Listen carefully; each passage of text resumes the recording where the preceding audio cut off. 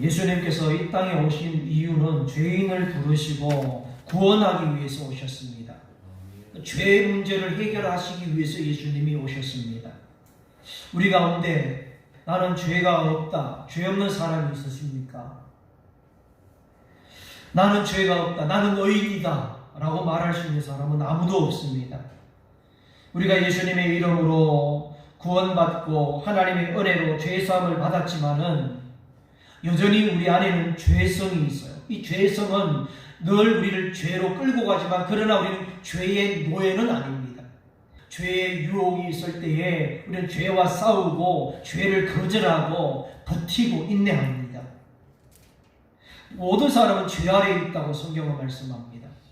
로마서 3장을 한번 보시겠습니다. 자, 그러면 어떠하냐? 우리는 나으냐? 결코 아니라 유대인이나 헬라인이나 다 죄 아래에 있다고 우리가 이미 선언하였느니라. 10절부터 우리 한번 같이 읽겠습니다. 기록된 바 의인은 없나니 하나도 없으며 깨닫는 자도 없고 하나님을 찾는 자도 없고 다 치우쳐 함께 무익하게 되고 선을 행하는 자가 없나니 하나도 없도다. 그들이 목구멍은 열린 무덤이요 그 혀는 속임을 일삼고 그 입술로는 독사의 독이 있고 그 입에는 저주와 악독이 가득하고 그 말은 피를 흘리는데 빠른지라 파멸과 고생이 거기에 있어 평강의 길을 알지 못하고 그들의 눈앞 하나님을 두려워함이 없느니라. 함과 같으니라. 죄인이 왜 죄인이냐? 하나님을 두려워하지 않는다는 겁니다. 우리가 여러분 큐티를 합니다. 큐티를 하면서 성령님께서 알려주시고 가르쳐주시는 하나님의 음성을 듣고 말씀을 듣습니다. 성경 묵상을 하면서 내가 죄인인 것을 깨닫게 되고 인정하게 되고 고백하면서 하나님을 찾게 되고 그리고 하나님의 뜻을 따르려고 힘을 쓰고 나의 목구멍과 입술과 혀로 진리를 다스려야 된다는 것을 깨닫고 입술로 악한 말을 하지 않아야 된다는 것을 알고 뿐만 아니라 하나님의 인도하시는 평강의 길로 가고 매일 주님을 두려워하면서 하나님을 두려워하면서 말씀 앞에 엎드리는 경건의 시간이 바로 큐티라는 겁니다. 그래서 큐티를 하는 거예요. 시편에 보면 주야로 묵상한다고 말씀하죠.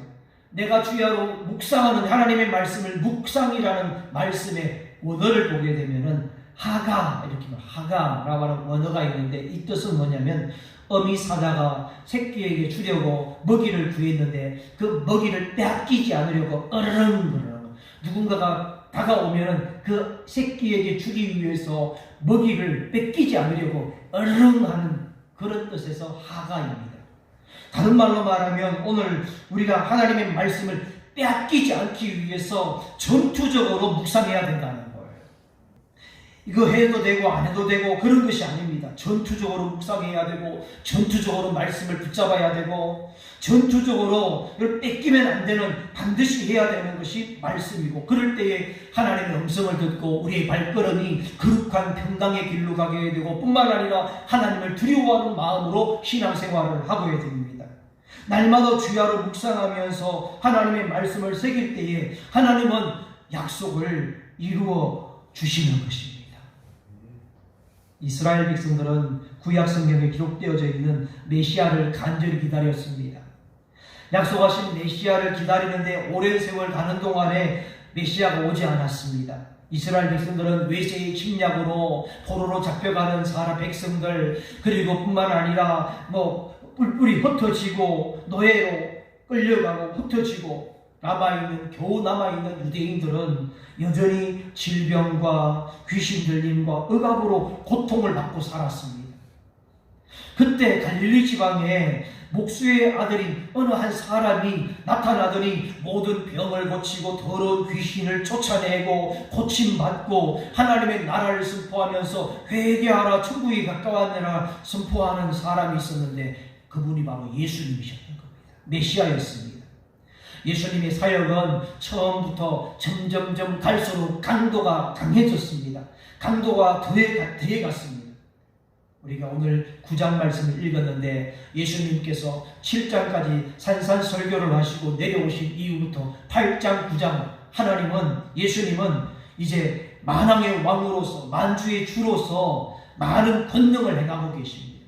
많은 능력을 행하고 계시는데 나병 환자에게 손을 대면 안 되지만 손을 대시고 깨끗하게 낫게 해주셨고, 백부장 하인, 그 백부장의 믿음을 보고 하인의 병을 깨끗하게 낫게 해주시고, 베드로의 장모 열병을 손을 대시면서 만지시고 일어나게 하시고, 예수님께서 말씀하시니까 더러운 귀신도 쫓겨나고 모든 병자가 고침받고, 이런 놀라운 일들을 예수님께서 행하시는데 예수님은 그냥 행한 것이 아닙니다. 예수님은 하나님이시고 하나님의 아들이시기 때문에 능력이 충만하시지만 마음대로 행하지 않았다. 예수님께서 능력을 행하실 때 어떻게 행하셨느냐? 마태복음 8장 17절을 한번 보겠습니다. 이는 선지자 이사야를 통하여 하신 말씀에 우리의 연약한 것을 친히 감당하시고 병을 짊어지셨다 함을 이루려 하심이더라. 자, 보십시오. 예수님께서는 약한 것을, 그리고 병든 모든 것들을 고치시고 회복시켜 주시는 것은 이사야가 했던 말씀을 이루는 것이다. 즉 하나님께서 이사야를 통해서 예언하셨던 말씀, 하나님의 말씀을 이루기 위해서 더러운 귀신을 쫓아내고 병든 자를 고치고 모든 연약한 것을 고쳐주신 것입니다. 예수님은 하나님이시지만 하나님 아버지의 뜻과 하나님의 말씀을 이루시려고 하나님의 말씀을 따라서 사셨다는 것을 보여주고 있습니다. 오늘 우리도 마찬가지입니다. 예수님처럼 말씀을 따라 살아야 합니다. 예수님처럼 말씀을 따라 살기를 힘쓰며 살아가야 될 줄 믿습니다.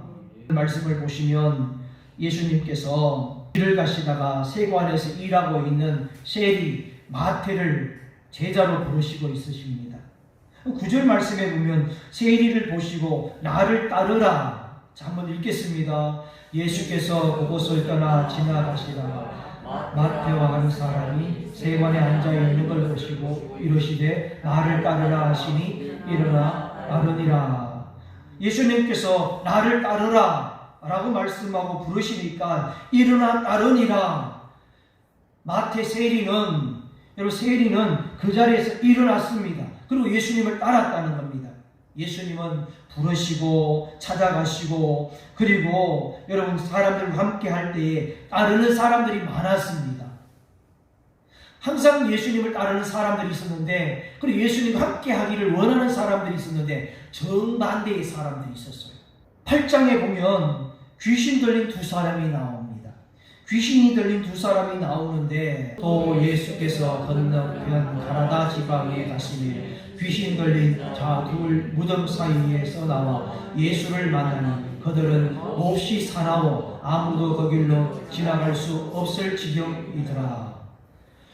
가라다 지방에 가셨는데 그곳에 사나운 귀신 들린 두 사람을 만났습니다. 예수님께서 말씀하실 때에 말씀 한마디로 이 귀신 들린 사람들의 그 속에 있던 귀신 떼거리들이 돼지떼의 속으로 들어가 버리는 겁니다. 그들에게 가라 하시니 귀신들이 나와서 돼지떼로 들어가니 온 떼가 비탈길로 내려 바다에 들어가서 물에서 몰사하며, 예수님이 말씀 한마디 하니까 그 귀신들이 나와서 돼지에게로 들어갔고 온 떼가 비탈길로 내려가더니 바다에 빠져서 다 몰사했다는 겁니다.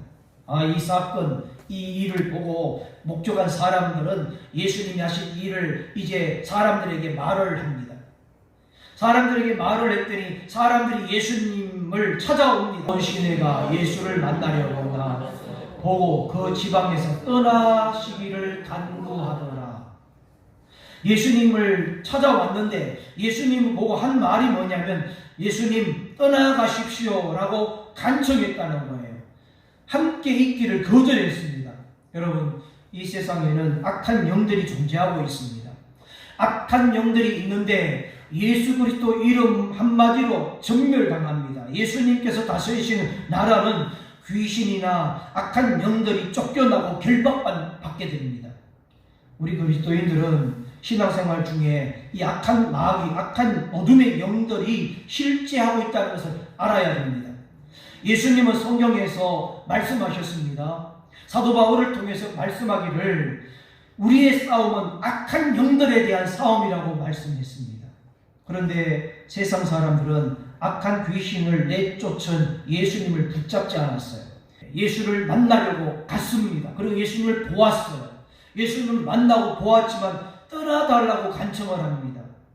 왜 그럴까? 지금 그들은 자기들이 누리고 있는 경제적으로 큰 손실을 봤습니다. 돼지떼를 몰사하는 경제적인 손실을 보았고, 뿐만 아니라 예수님이 계속 함께하면은 자기들이 즐기고 누리는 욕망과 쾌락을 예수님과 함께하면 이제 다 뺏길 것 같고 누릴 수 없을 것 같은 생각에 예수님 떠나주십시오라고 했다는 겁니다. 사람들은 자기들이 누리고 싶은 욕구들이 있습니다. 사람들이 가지고 있는 소망들이 너무 많습니다. 왜 그렇게 소원하고 욕구들이 그렇게 많은지, 어쩌면 예수님을 믿는 사람들 가운데도 자기 소원과 자기 욕구를 위해서 교회를 떠나지 않고 교회를 머물고 있는데 그 이유와 목적이 자기 욕망과 자기 욕구를 위해서. 여러분, 오늘 이 말씀을 묵상하면서 한번 적용해 보십시오. 우리가 잘못된 소원이나 잘못된 욕망이나 욕구를 위해서 교회를 다니고 있는 것은 아닌가?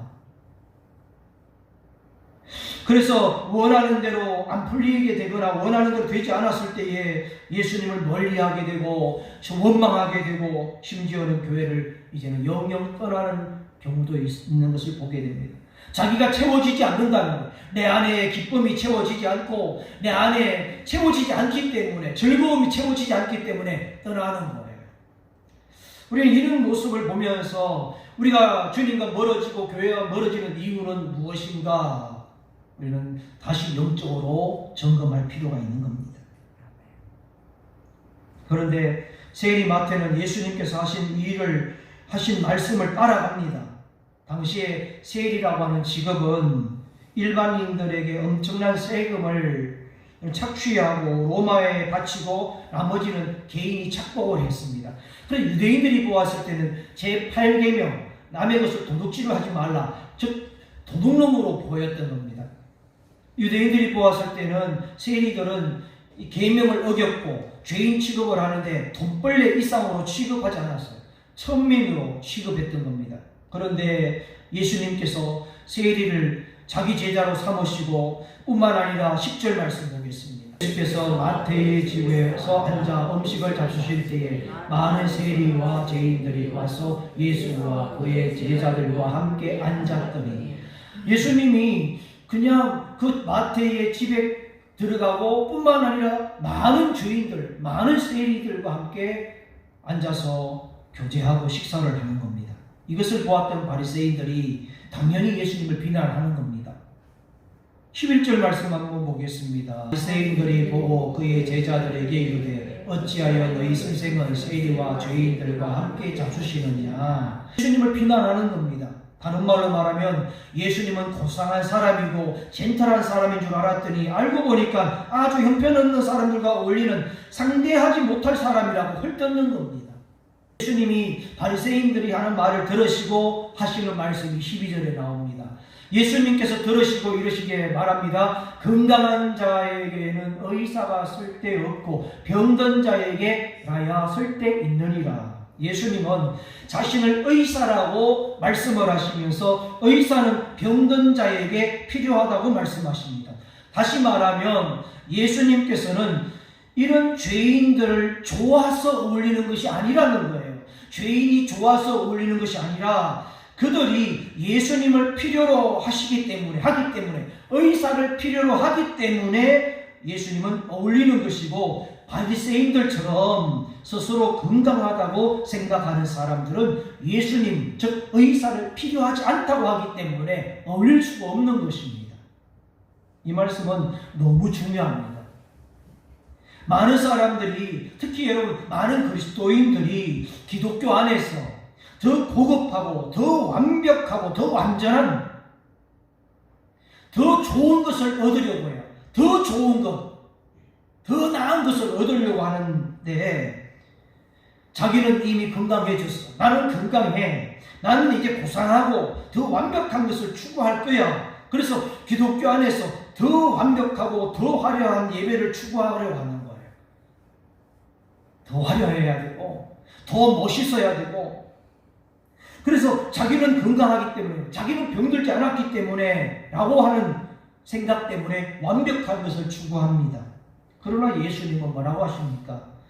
스스로 자기가 죄인이라고 여기고 병든 자라는 것을 여기는 사람을 찾아가시고 그들과 함께 교제를 하시고 그 죄의 문제, 그 병의 문제를 해결하고 계시는 겁니다. 교회는 어떤 곳입니까?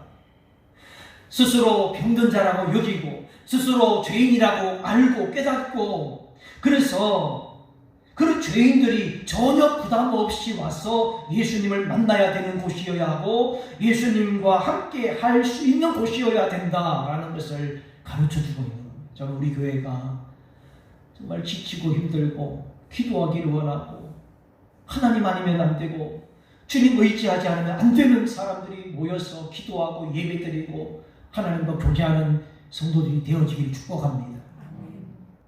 예수님은 어떤 사람의 친구가 되어주십니까?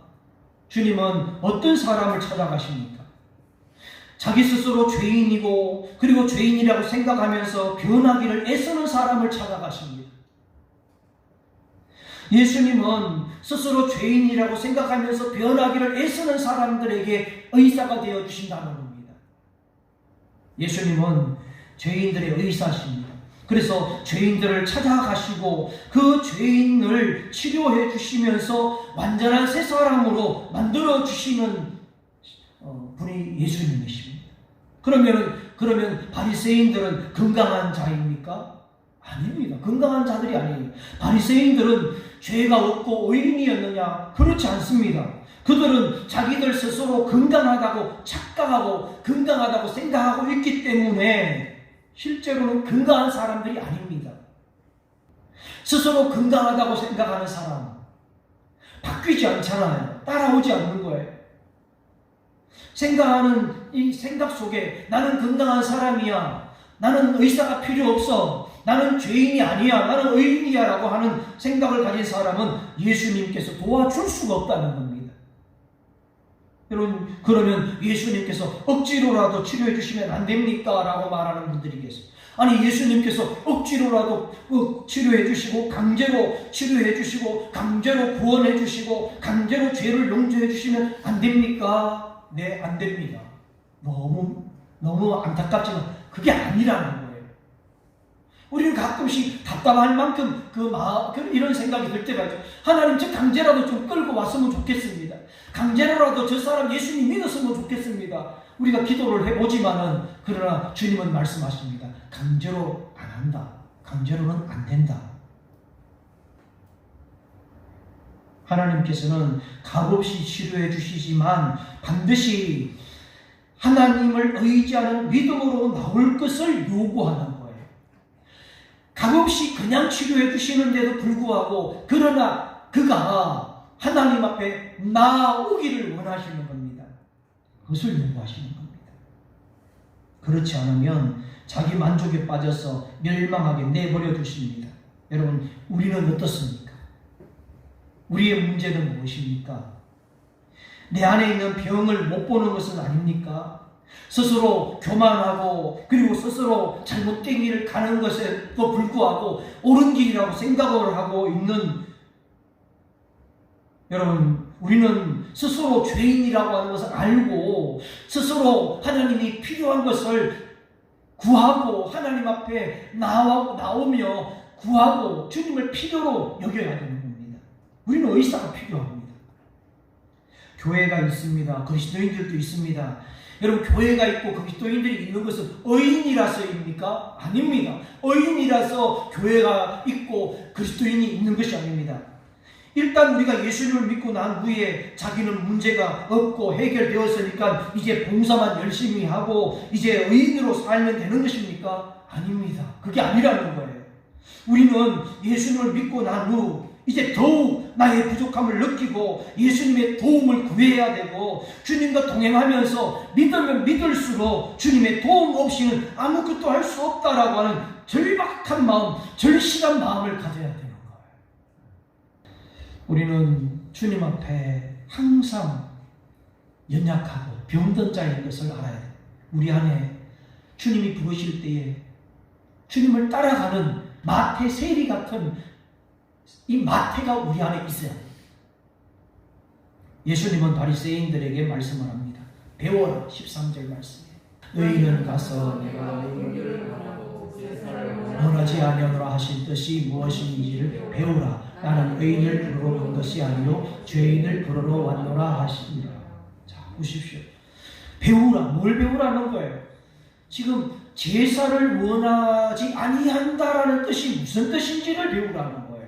이 말씀은 호세아 6장 6절 말씀이에요. 인내를 원하고 제사를 원하지 아니하며 번제보다 하나님을 아는 것을 원하는, 하나님이 어떤 분인가를 알아라. 나는 인내를 원한다. 즉 하나님은 사랑하는, 변함없이 사랑하는 것을 원한다. 변치 않는 사랑의 하나님이시고, 사랑의 하나님이기에 제사장 너희들은 제사 드리는데 그것보다도 하나님을 아는 것, 즉 사랑해라. 죄인들을 사랑하라는 거예요.